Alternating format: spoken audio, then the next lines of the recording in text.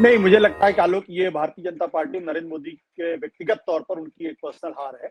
और हार हार देखिए, इसको कानूनी पहलू से देखने की जरूरत नहीं है। अगर हम कानूनी पहलू से देखेंगे तो बहुत सारे बटन पॉइंट निकलेंगे, उसमें टेक्निकलिटीज निकलेंगी, उन सब चीजों का मतलब नहीं होता। ये विशुद्ध तौर पर एक राजनीतिक मामला था, और राजनीतिक मामला जो है वो परसेप्शन के ऊपर डिपेंड करता है। राजनीति बहुत कम ऐसा होता है जब सच्चाई के आधार पर कोई लड़ाई होती है। राजनीति दरअसल परसेप्शन की लड़ाई होती है, और परसेप्शन की तारीख में, आज की तारीख में जो राहुल गांधी ने पिछले दिनों से लगातार वो कह रहे थे कि, या इंप्रेशन देने की कोशिश कर रहे थे कि उनके साथ अन्याय हुआ है, उनको जबरदस्ती इस पूरे मामले में सजा दी गई है। और सजा इसलिए दी गई है क्योंकि उन्होंने अडानी के मसले को खड़ा किया था, और उन्होंने संसद के अंदर खड़े होकर अडानी और नरेंद्र मोदी के रिश्तों पर सवाल पूछे थे, और जिसकी वजह से जो संसद के अंदर उनकी स्पीच थी उसको भी पूरी तरीके से एक्सपंज कर दिया गया।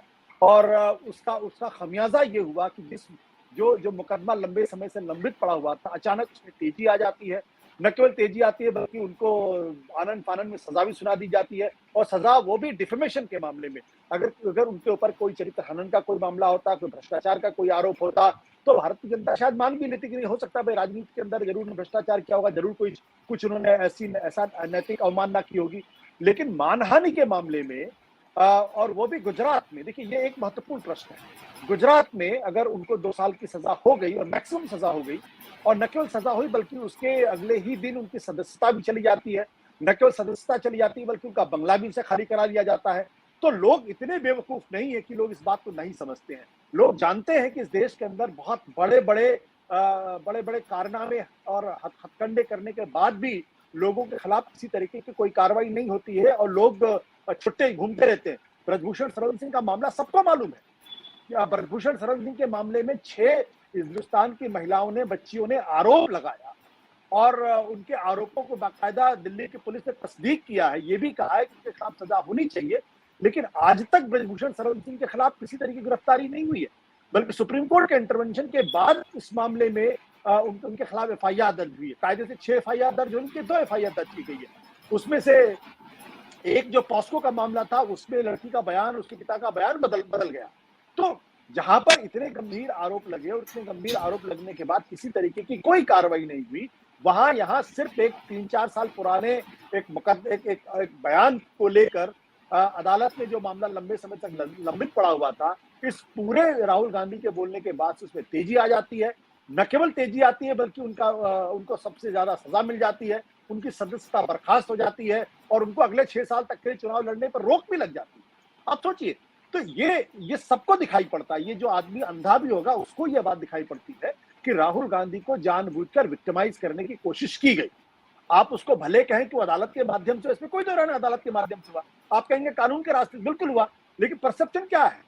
परसेप्शन ये कि चूंकि उन्होंने नरेंद्र मोदी और अडवाणी के मसले पर बोला, उस पर सब जवाबदेही मांगी, इसलिए उनको इन सारी चीजों से भुगतना पड़ा।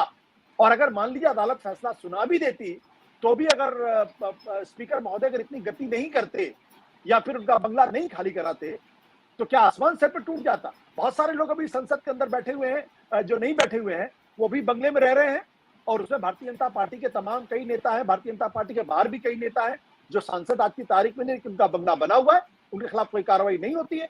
तो ये परसेप्शन का मतलब है, और मुझे लगता है परसेप्शन के इस खेल में कहीं ना कहीं भारतीय जनता पार्टी को, और इसमें व्यक्तिगत तौर पर नरेंद्र मोदी को लॉस है। मैं तो मानता हूं, क्योंकि लोग ये मानने को तैयार नहीं है भारतीय जनता पार्टी ने की वजह से हुआ। लोग मानते हैं नरेंद्र मोदी की वजह से ये हुआ है, इसलिए ये एक राजनीतिक हार है, बड़ी राजनीतिक है, छोटी मोटी राजनीतिक हार नहीं है। राहुल गांधी अब जगह जगह गली गली घूम घूम के ये बात कह सकते, और कहते भी रहे कि देखिए मेरे खिलाफ अन्याय हुआ, और मैं तो सच की लड़ाई लड़ रहा हूँ, इसलिए मेरे साथ ये सब होना पड़ा।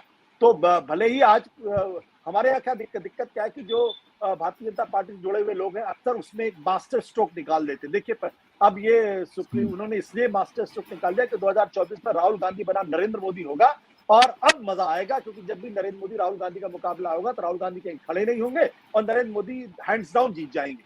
तो ये सब आजकल के नैरेटिव का जमाना है। हम लोग तो जब टीवी चैनल्स में थे तो नैरेटिव की बात सुनते नहीं थे। पहली बार हमने सुना कि नैरेटिव आता है, NARRATIV शब्द होता है, हमने पहले नहीं सुना, अब नैरेटिव शब्द सुनाई पड़ता है। तो जाहिर सी बात है कि नैरेटिव बनाने की कोशिश की जाएगी। हर जीत को जो है, हर हार को जीत में बदल देना, इसी को तो नरेंद्र मोदी कहते हैं ना। ठीक है, तो आप कह रहे हैं नैरेटिव, जिसे अभी विनोद जी बताएंगे कि हमारे मित्र समी अहमद जो पटना के पत्रकार हैं, उन्होंने उसके लिए माहौल बंदी नाम का नया शब्द दे दिया है और आजकल चल भी रहा है कस के कि माहौल बनाया जा रहा है। हमारे यहाँ उत्तर प्रदेश में भोकाल बनाते हैं।